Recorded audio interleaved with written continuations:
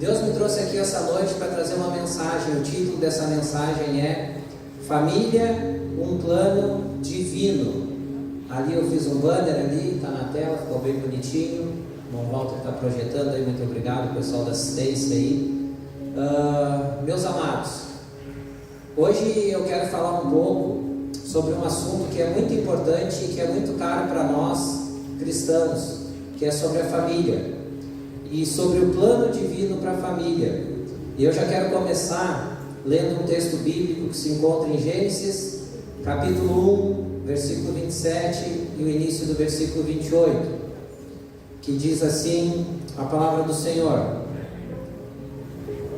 Criou Deus o homem à sua imagem, a imagem de Deus o criou, homem e mulher os criou. Deus os abençoou e lhes disse: sejam férteis e multipliquem-se. Até aqui por enquanto. Amados, nós cremos que a família, ela não é uma invenção cultural ou uma evolução cultural, mas é uma instituição projetada por Deus. E a família, a perspectiva bíblica da família, a perspectiva de Deus da família, é o que nós lemos agora no texto, que está ali no texto: homem, mulher e filhos. A imagem ali, um homem, mulher e os filhos. Quando nós estudamos a palavra de Deus como um todo, de Gênesis a Apocalipse, todas as vezes que nós vamos ver a famílias e a orientações, instruções bíblicas sobre a família, nós vamos encontrar esse padrão, que é um homem, uma mulher e seus filhos. Segunda consideração: nessa noite nós vamos falar de alguns assuntos um tanto quanto delicados. Eu vou falar, né? Um tanto delicados de se falar hoje em dia, que nós vamos analisar de forma bem breve, porque o tempo é curto e o assunto é muito extenso, de algumas ideologias que tentam desconstruir a base familiar bíblica histórica. Então vou tocar em alguns poucos pontos, mas que estão em evidência no mundo e muito fortemente aqui no Brasil também, que vem de encontro a querer descaracterizar aquilo que a palavra de Deus, que a história da humanidade vem construindo ao longo de séculos e milênios, que é a estrutura familiar.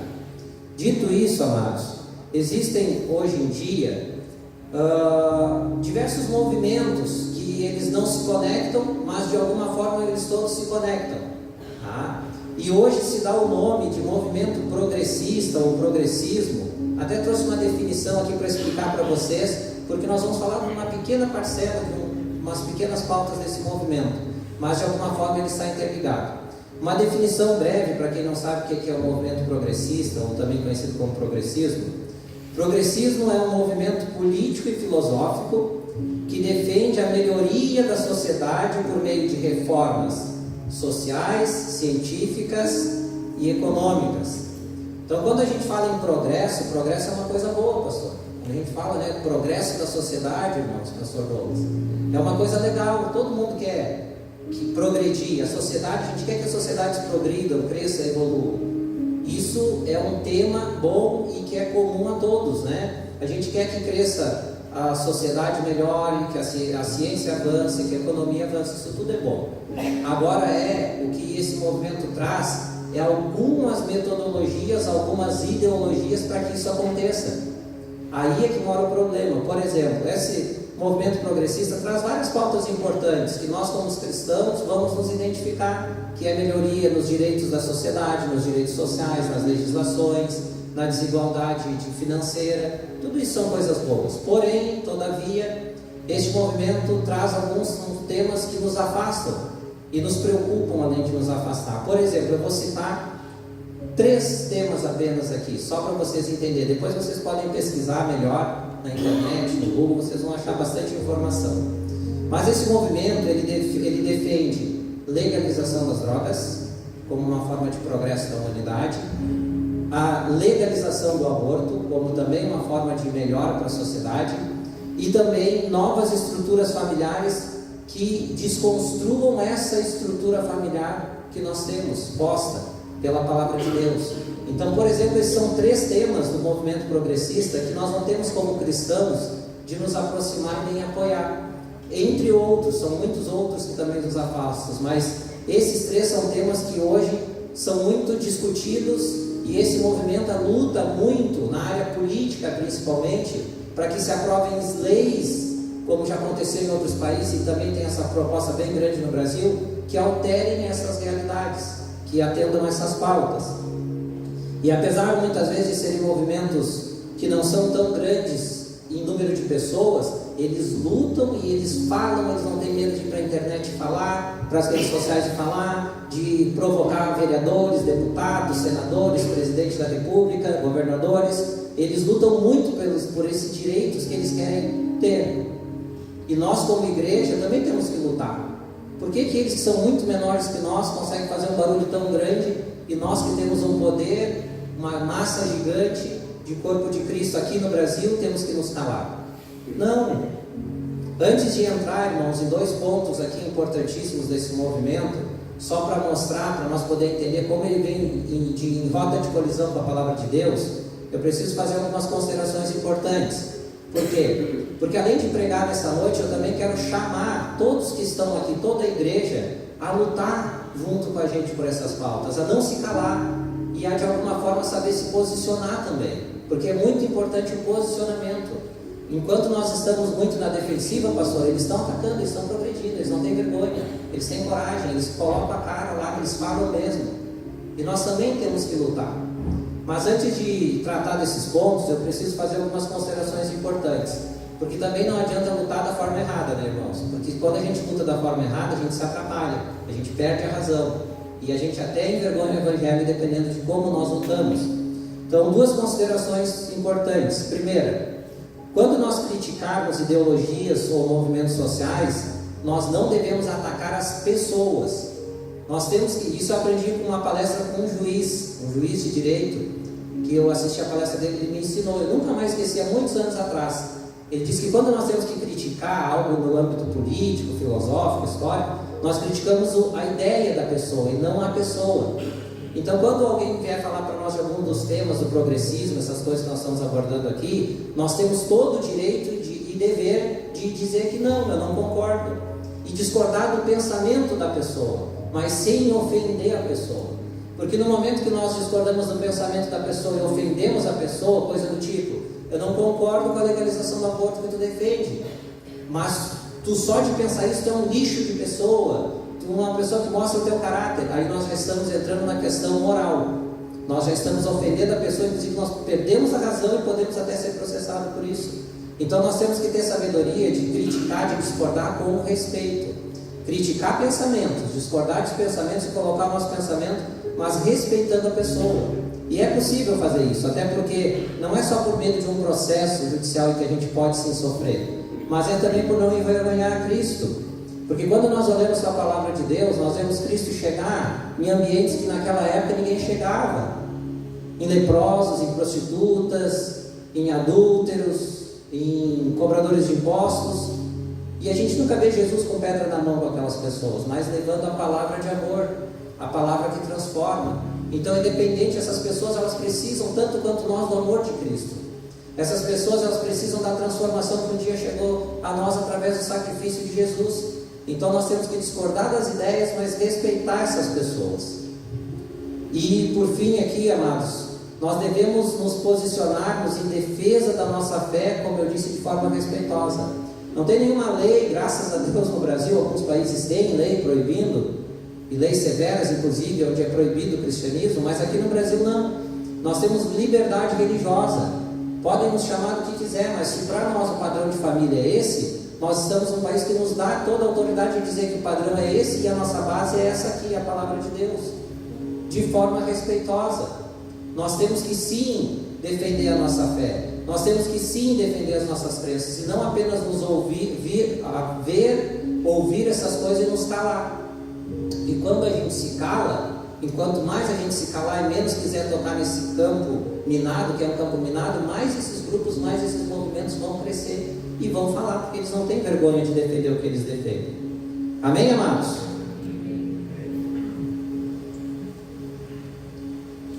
Dito isso, eu quero trabalhar duas questões aqui, que principalmente ali do início dos anos 2000 para cá ganhou muita, não que não existisse antes, mas os anos 2000 para cá ganhou muita força.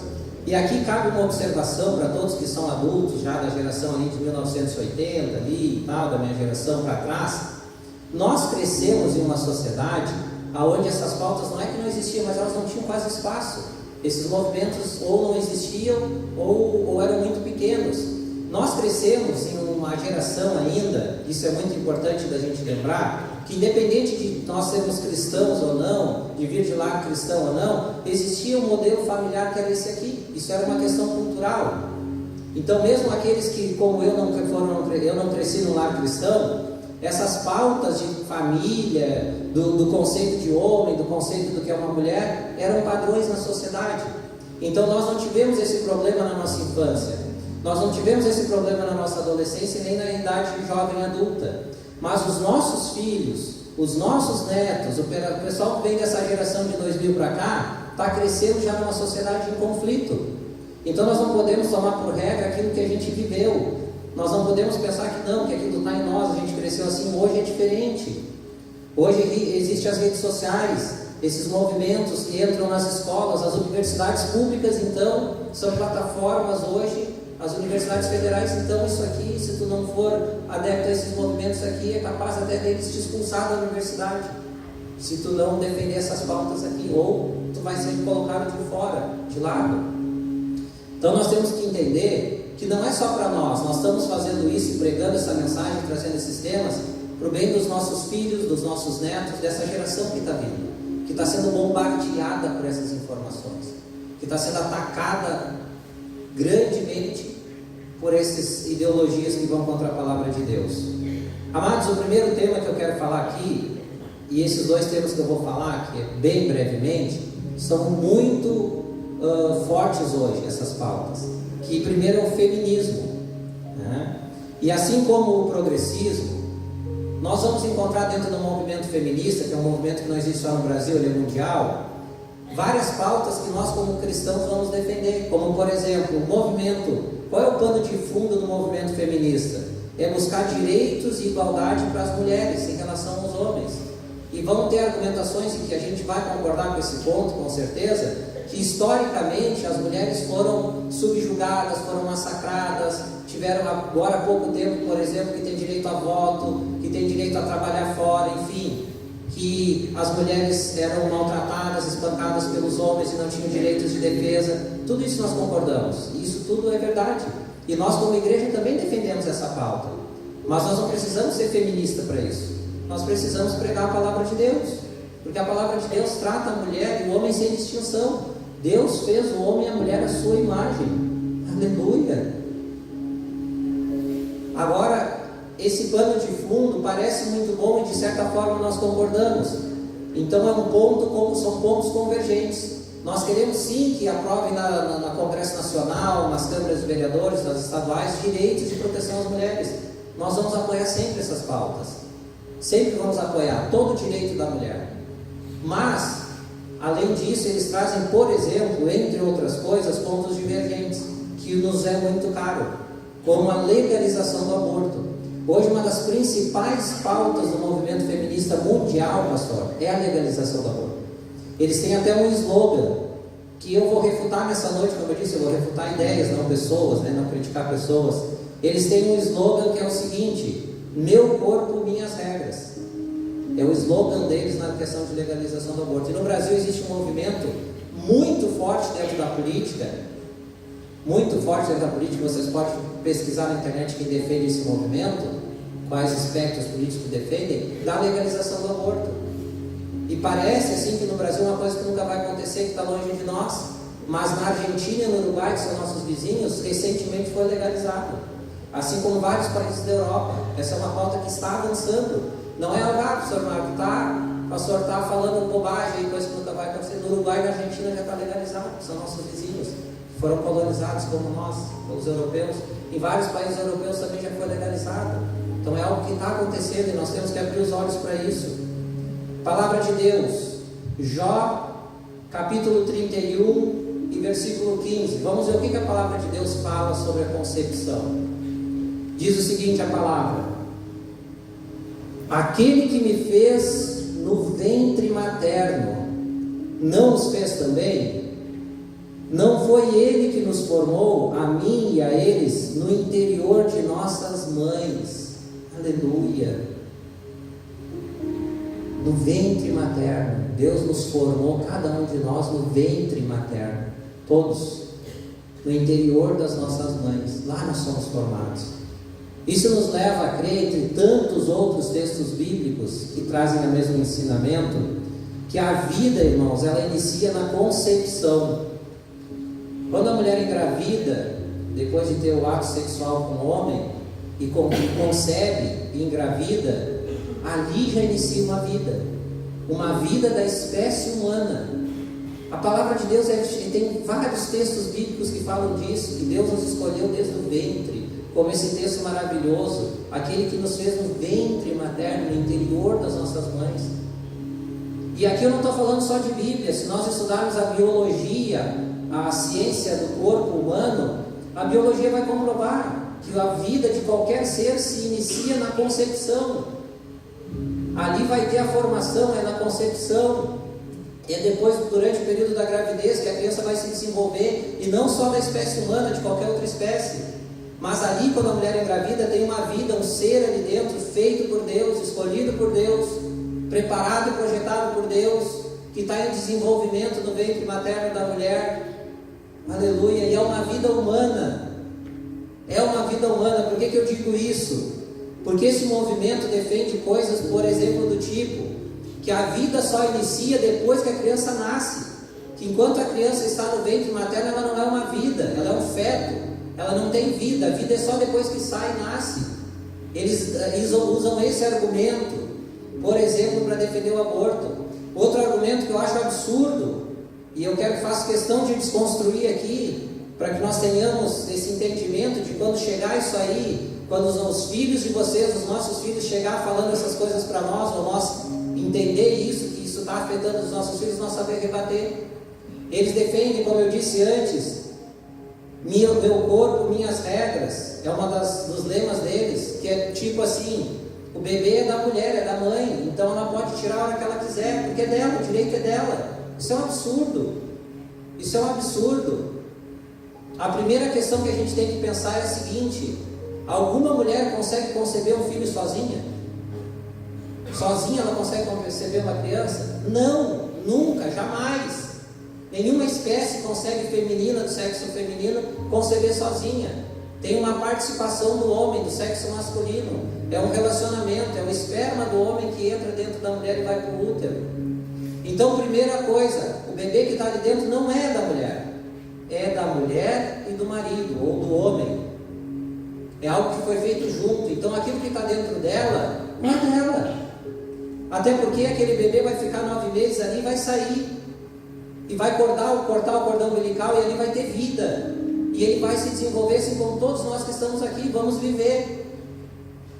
Então, eu até concordo, irmãos, com esse slogan, meu corpo, minhas regras. Eu até concordo. É muito simples de resolver essa questão. Se alguém quiser pegar vocês nessa aí, é muito simples. Pode dizer que concorda, eu concordo. É muito simples. Se a mulher lá que é a favor do aborto, que acha que meu corpo, minhas regras, olhar e achar que a mão está feia, corta a mão fora. Se achar que a orelha é feia, minha orelha é muito feia, vai lá e corta fora, meu corpo, minhas regras. Mas o meu pé é muito feio, corta o pé fora. Beleza. Eu quero saber se algum desses órgãos que for cortado fora, ele vai sobreviver fora do corpo dela. Não vai, todos vão morrer, porque eles estão ligados ao corpo. Agora o bebê, quando nasce e corta o cordão umbilical, ele vai sobreviver, porque ele não é parte do corpo, ele está no corpo da mulher. A mulher está gestando, que é uma coisa maravilhosa a gestação de uma mulher. Mas ele vai sair, é a única parte então do corpo que pode sair e sobreviver. Por quê? Porque não é parte do corpo da mulher, ele está ali.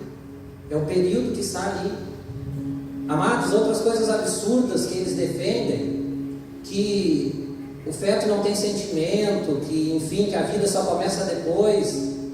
Mas é interessante, e a gente tem que recorrer a história, vou falar rapidinho isso, que lá em umas culturas como os romanos antigos, e outros povos como os espartanos lá na Grécia Antiga, eles tinham o costume de quando uma criança, um menino nascesse, se ele nascesse sem um braço, sem uma mão, sem uma perna, como eram povos muito voltados à guerra e também à agricultura, ao trabalho pesado, muitas vezes eles descartavam aquelas crianças para morrer. Isso é fato, tem relatos históricos disso. Isso é um absurdo. Mas eu tenho certeza que se perguntasse para alguém que é a favor do aborto, o que acha desse tempo, desse período, eles iam dizer que era um absurdo a criança nascer e matar a criança porque ela tinha uma deficiência física. Tenho certeza que 100% deles iam dizer que é um absurdo. Mas interessante que se essa mesma criança estiver dentro do útero da mãe com 6, 7 meses de idade, aí eles não acham errado assassinar aquela criança no ventre da mãe. Aquela mesma criança que não tem um órgão ali antes de nascer. Aí pode. É um absurdo, irmãos. É um absurdo. A vida é o bem mais precioso que Deus deu para cada um de nós. A vida é o bem mais precioso. E a vida inicia na concepção. Então nós como igreja temos que nos posicionar claramente, pastor Paulo, que nós somos contra o aborto. Que não tem argumento, nem histórico, nem biológico que nos convença do contrário. Primeiro porque está na palavra de Deus. E segundo porque até os argumentos deles que eles usam não se sustentam. Amém? Segunda ideologia que eu quero tratar com vocês aqui nessa noite, segundo tema, que também está muito forte e existe muita pressão, que é o que é chamado de ideologia de gênero ou identidade de gênero, que esse movimento costuma dizer que isso nem existe. Eles mesmos, isso não existe, que é a invenção de quem é conservador, que é a invenção da igreja isso. Então tá bom. Pontos convergentes, amados. Historicamente, a gente sabe que aconteceram inúmeras desigualdades sociais no mundo, com vários grupos desfavorecidos, como, por exemplo, as mulheres, que a gente falou antes. Lá no Holocausto, na Alemanha, na Segunda Guerra Mundial, os judeus foram massacrados por Hitler, pelos nazistas, por serem judeus. E a gente sabe também que muitos grupos, como os homossexuais, foram e são ainda muito massacrados. E todos esses grupos que eu falei, eles merecem respeito e merecem ter os seus direitos preservados, e nós como igreja concordamos com isso. Eu acho um absurdo alguém ser maltratado, ser injuriado pela opção sexual que tomou. Nós temos que tratar todo mundo igual e respeitar todo mundo, irmãos. E essa luta por direitos de minorias que são menosprezadas, como, enfim, vários grupos que são atacados e menosprezados, é um ponto convergente para nós também. Mas também nós temos os pontos divergentes. E esse movimento, ele quer fazer uma diferenciação entre sexo e gênero. E parece algo sutil, mas resumido aqui, a gente vai falar um pouquinho mais disso. Seria o quê? Ninguém nasce homem ou mulher. É isso que eles defendem. Ninguém nasce homem ou mulher. Todo mundo nasce com um órgão genitor masculino ou com um órgão genitor feminino, biologicamente, mas ninguém nasce homem ou mulher. Eles defendem que homem ou mulher, ou qualquer outro gênero, é uma construção social. É uma invenção. É um absurdo, nós vamos falar sobre isso. Outra pauta que eles defenderam agora recentemente, que é um absurdo, a linguagem neutra. Eles querem tirar do nosso idioma português o masculino e o feminino. Em vez de menino e menina, é menine. Em vez de todos e todas, é todes. E coisas do gênero. Que eu, quando saiu isso, eu por ser professor, por estar no meio da educação, eu fui pesquisar, que não é a minha área, eu não sou da área do português, mas com linguistas e com especialistas da área, do ponto de vista gramatical, semântico, é um absurdo isso. É desconstruir todo um idioma. E a gente está falando aqui de idioma, de estrutura idiomática. Seria um absurdo. Os especialistas dizem que não tem cabimento isso, que isso já é a base, uma das bases da gramática do português. E eles defendem isso. Simplesmente por uma questão ideológica, como se o idioma fosse uma ofensa para eles chamar de menino ou menina, homem ou mulher, para vocês verem o tamanho do absurdo. Outras duas pautas importantíssimas, e essas aqui, tudo isso que eu falei e outras coisas, eles querem o quê? Existe um movimento, eu sou professor, trabalho há muitos anos em escola, sou o gestor, trabalho em Secretaria de Educação, e esse movimento está trabalhando, vocês não têm noção, assim, incansavelmente, para que essas coisas entrem nos currículos escolares, que essa ideologia de gênero entre nos currículos escolares da educação básica e pública do Brasil. E se isso acontecer, sabe o que vai acontecer? desde lá do berçário, dos anos iniciais, dos anos finais do fundamental do ensino médio, os professores que são adeptos a isso aí vão poder falar e ensinar isso aqui como verdade. Imagina as nossas crianças dentro da escola recebendo essas informações de professores formados, gabaritados. O que vai ser da geração, da próxima geração? E eles lutam arduamente para que isso entre nas escolas públicas.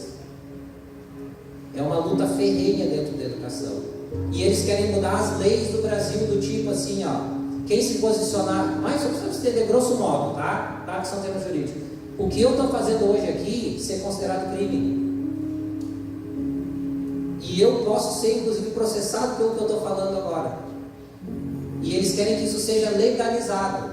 Que tenham leis claras que um posicionamento de um líder religioso cristão dentro de uma igreja, de um culto, de um templo fechado só para membros, que mesmo assim seja criminalizado por dizer que homem é a pessoa que nasce do sexo masculino e mulher é a pessoa que nasce do sexo feminino, e que, contrário a isso, a gente não entende como homem e mulher. Para vocês terem uma ideia, eles querem mudar as leis para que isso seja crime no Brasil. E estão trabalhando forte para isso. Agora vamos para a palavra do Senhor, irmãos. Marcos capítulo 10, versículo 6 até o versículo 8, que vai confirmar aquilo que a gente leu lá no início. Já lemos lá na criação, Antigo Testamento. Agora vamos para o Novo Testamento. Marcos 10, do 6 ao 8. Diz o seguinte, a palavra de Deus: no princípio da criação, Deus fez homem e mulher. Por esta razão, o homem deixará o pai e a mãe e se unirá à sua. Homem se une à sua. E os dois se tornarão uma só. Assim, eles já não são dois, mas uma só carne. Este é o modelo padrão da Bíblia de homem, mulher e família. Pode discordar? Todo mundo tem direito de discordar. Assim como nós temos o direito de concordar que esse é o padrão bíblico e defender isso. É a palavra de Deus. E pode pesquisar em qualquer texto bíblico, se foge, toda vez que falar de formação de núcleo familiar, se foge desse padrão. Nunca vai fugir. É um padrão bíblico, não é um versículo isolado que eu estou lendo. São um padrão bíblico que nós encontramos em todas as Escrituras. Amados, isso nos leva ao quê? Nós devemos respeitar a opção sexual identitária de qualquer pessoa sem discriminação. Nosso papel não é criticar se a pessoa é homossexual, bissexual, transexual. Eles identificam hoje mais de 30 gêneros, né? É lésbica, é gay. A gente tem que respeitar e amar. Todos nós, todos nós temos familiares, e às vezes familiares próximos, que teve uma opção sexual diferente. E nós temos que participar das festas da família, temos que receber na nossa casa, temos que abraçar, beijar e amar. E não tratar em nenhum momento com discriminação, porque aí nós estamos fora do Evangelho.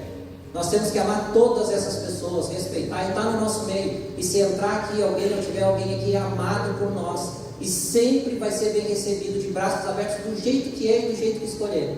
Isso é uma questão subjetiva, amados. É uma questão de escolha de qualquer um, e nós temos que respeitar, uma obrigação como cristãos de respeitar. Jesus respeitar. Agora, dito isso, nós partimos do princípio do respeito e de não discriminar ninguém por questão de opção sexual. Pelo contrário, nós temos que amar. Que fique bem claro isso. Eu não estou ensinando nenhum tipo de discriminação aqui nessa noite.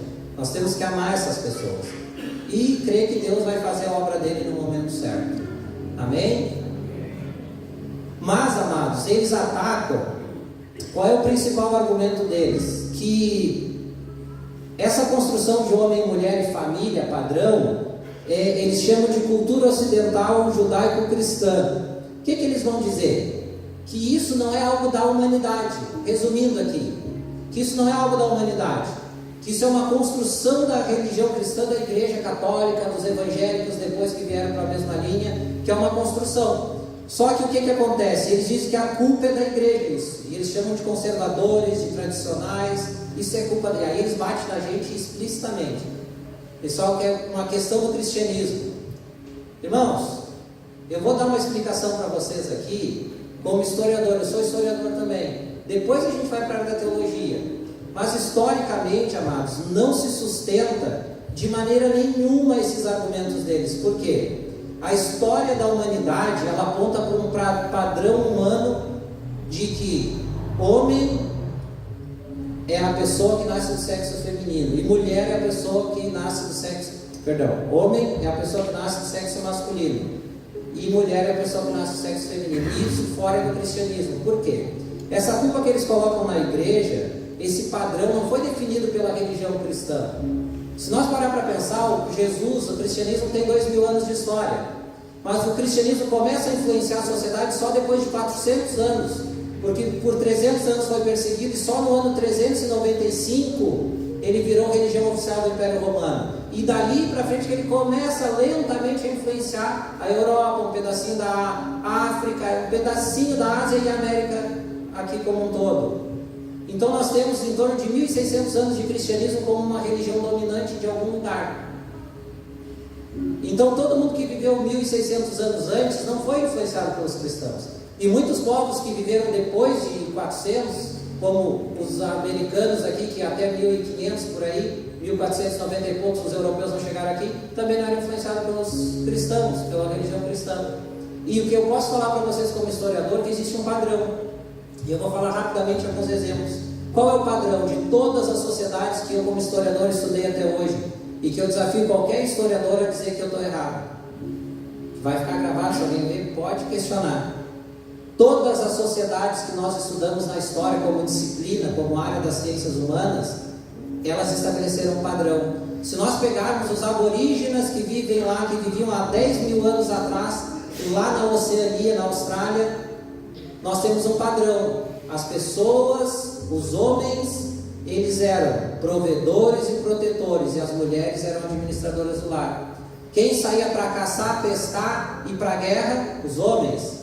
Quem ficava cuidando da casa, administrando a casa, os bens, cuidando da pequena agricultura? As mulheres. Se nós pegarmos os povos da antiga Mesopotâmia, alguns constam na Bíblia, como os persas, os assírios, os babilônicos, milhares de anos antes de Jesus vir na terra. Todos eles, sumérios, todos os mesopotâmicos antigos, o homem ia para a guerra, o homem caçava, o homem fazia o trabalho braçal pesado, a mulher ficava cuidando dos filhos, administrando a casa, cuidando do lar. Se nós pegarmos os egípcios, dos faraós lá, milhares de anos antes de Jesus nascer, de existir cristianismo, de não ter influência judaica também, o homem ia para a guerra, o homem fazia o trabalho pesado, a mulher ficava administrando a casa, cuidando do lar e dos filhos. Se nós pegarmos todos os povos da América que antes de 1500, antes da chegada dos europeus, que não tinha influência do cristianismo nenhuma influência religiosa ou cultural ou moral ou ética do cristianismo, todos. Os indígenas brasileiros que viviam aqui, a gente estuda na escola, era um povo mais primitivo, não tinha cidades, eles viviam em tribos e aldeias. O homem que saía para caçar, o homem que saía para pescar e o homem que ia para a guerra. A mulher ficava administrando a oca, o lar ali, cuidando dos filhos. Os astecas, incas e maias, que eram povos aqui da América também mais desenvolvidos, que tinham cidades, civilizações, quando os europeus chegaram aqui, o homem ia para a guerra, o homem caçava, o homem fazia o trabalho braçal e a mulher ficava administrando o lar. Todas as sociedades que se estudaram até hoje, pastor Paulo, na história da humanidade, tem um padrão. E outra coisa para encerrar essa parte, todas as sociedades, sempre, sem exceção, o homem foi considerado a pessoa que nasce do sexo masculino. E todas essas que eu falei, e todas as outras que existem, a mulher foi considerada a pessoa que nasce do sexo feminino. Então, onde é que está a influência de uma construção da igreja cristã para esse padrão humano? Isso não é uma construção da igreja cristã. Isso é um padrão de toda a humanidade, de todo o tempo, de todas as civilizações que pisaram nessa terra. Todas elas, o homem foi protetor e provedor, todas elas a mulher foi administradora do lar. Onde é que está uma culpa da igreja cristã nisso? Eu gostaria de ter a oportunidade de dizer isso para quem diz que não. Estamos aqui falando. Agora eu falei da questão histórica, sociológica e antropológica, que tanto a antropologia, quanto a história, quanto a sociologia confirmam isso que eu estou falando. Quando você vai estudar as civilizações, a história das civilizações, há um padrão de homem e mulher. E é esse que eu estabeleci. Se alguém achar diferente, por favor, me mostra. Não existe. Não existe. Agora, quando nós levamos isso para a teologia, também sou teólogo. fecha o campo da história, porque eles costumam dizer, pastores, o quê? Ah, vocês vêm com a Bíblia na mão. Eu sei que vocês vão dizer que são contra que vocês vêm com a Bíblia na mão. Eu não falei uma palavra de Bíblia antes, eu dei uma construção histórica, sociológica e antropológica. Agora, quando a gente abre a nossa Bíblia, nós devemos sim usar a nossa Bíblia. Quando nós vamos para a teologia, tudo isso que eu falei antes se comprova na palavra de Deus. Criou Deus o homem à sua imagem. A imagem de Deus o criou. Homem e mulher os criou. Aleluia. Quando a gente pega tudo isso da história, da sociologia, da antropologia e abre as nossas Bíblias, nós não encontramos nenhuma divergência. Nós encontramos o padrão bíblico na história da humanidade. E uma humanidade que, mesmo sem conhecer Jesus, mesmo sem pertencer à igreja, estabeleceu um padrão, porque eles também foram feitos à imagem e semelhança de Deus. Todos que pisaram nessa terra são feitos à imagem e semelhança de Deus. E refletem a imagem e semelhança de Deus, mesmo os povos pagãos que não são convertidos a Cristo. Então, esse é o padrão, amados. Aleluia. É a história confirmando o que a teologia, o que a palavra de Deus ensina. Queridos, para encerrar,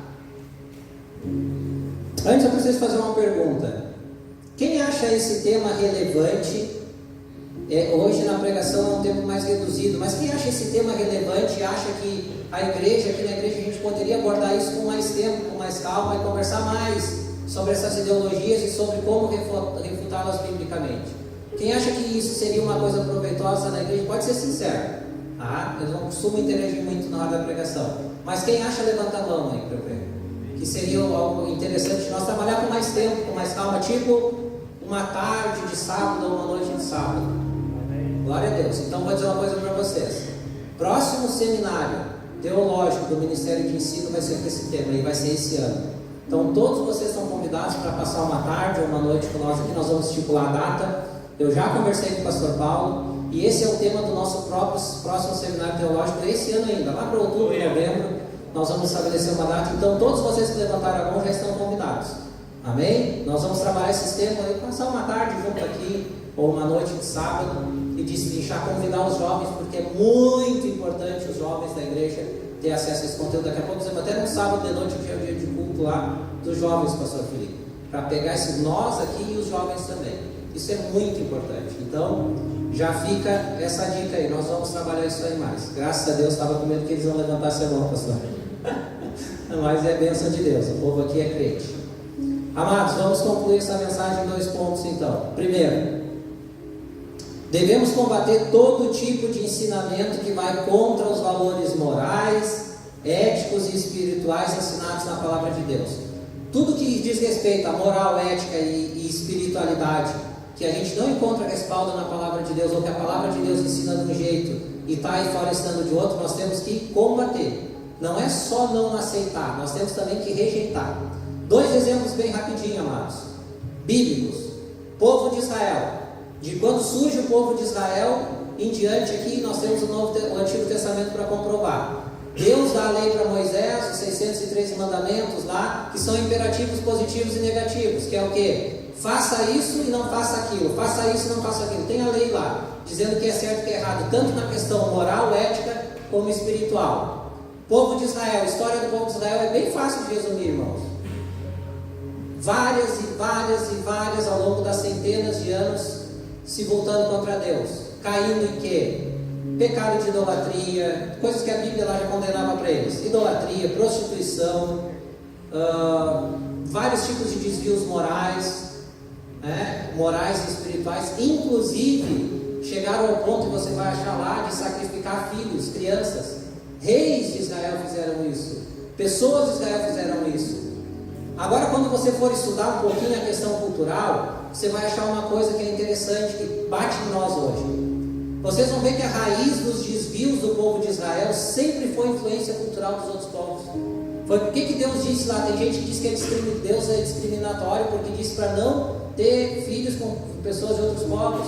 Não era porque Deus estava discriminando aquelas outras pessoas, era porque se um homem de Israel casasse com uma amorita, com uma filisteia, ela ia influenciar ele na religião, na moral, na espiritualidade. E foi isso que aconteceu com o povo de Israel. Acabou se envolvendo com os outros povos, em vez de influenciar eles e levar eles para Deus, trazia os deuses deles para dentro, os costumes pagãos deles para dentro. Então era uma influência social. O que eu estou pregando nessa noite aqui? Que essa influência social está aí, irmãos. Está posta aqui no Brasil e está grande, está forte. E nós não podemos fazer como o povo de Israel, que deixava essas coisas entrar dentro do culto deles, entrar dentro da sociedade deles e transformar e levar eles para o pecado. Outro exemplo, Novo Testamento. Quando nós vamos ver o Novo Testamento, a maioria das cartas apostólicas é o quê? Repreensão para as igrejas. Quando nós vamos estudar, como por exemplo a primeira carta aos Coríntios de Paulo, o que Paulo faz? É a carta, de puxão de orelha, a primeira carta aos Coríntios. É só puxão de orelha quase.